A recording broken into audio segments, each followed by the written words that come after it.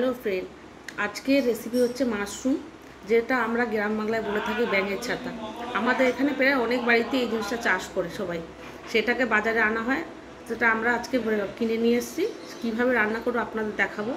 মাশরুমটাকে ভালো করে গরম জলে ধুয়ে তাকে কিভাবে কেটে নিয়েছি, নিয়ে গরম জলে ধুয়ে পরিষ্কার করে অনেকবার ধুয়েছি। ধোয়ার পরে তারপর যেমনভাবে রান্না করব আপনাদের দেখাবো। দেখুন আমি কি করে রান্না করছি।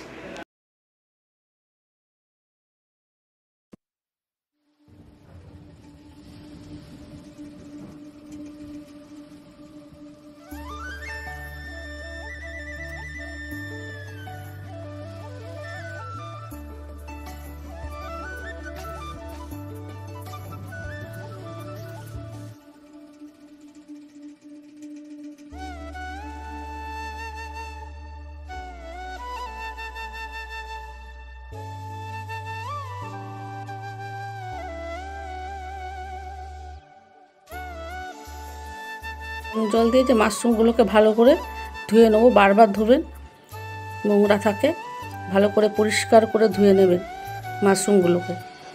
এবার কড়াতে তেল গরম করেছি, তাতে গোটা জিরা, শুকনো লঙ্কা ফোড়ন দিয়েছি। মাশরুম যেহেতু খুব কম, আরও তাকে ভাজলে আরও কমে যাবে বলে আমি ছোটো ছোটো করে একটু আলু দিয়ে দিলাম বেশি হওয়ার জন্য। আলুটা তেলেতে ভালো করে কষিয়ে নেব।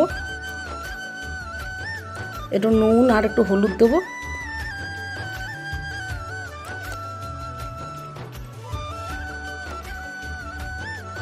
ভালো করে কষিয়ে নেবো, তেলেই আলুটা সিদ্ধ হয়ে যাবে।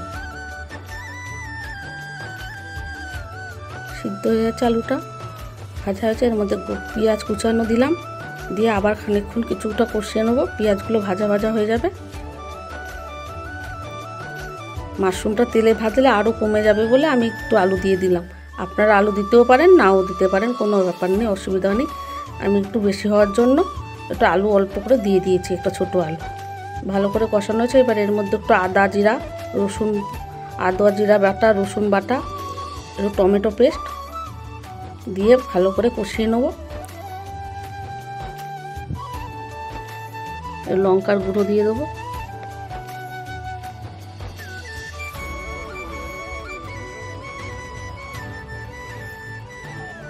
মশলাটা ভালো করে কষতে কষতে আলুটাও সিদ্ধ হয়ে যাবে।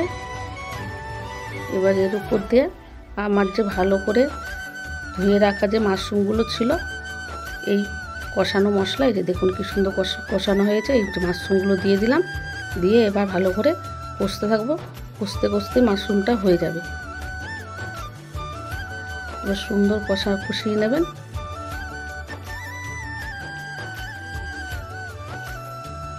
ভালো করে কষিয়ে নেবেন। এবার একটু গরম মশলা বেটে, আমার হয়ে গেছে মাশরুম রান্না। এবারে এর উপর গরম মশলা বেটে, গরম মশলা জলটা এর উপরে দিয়ে দেবো,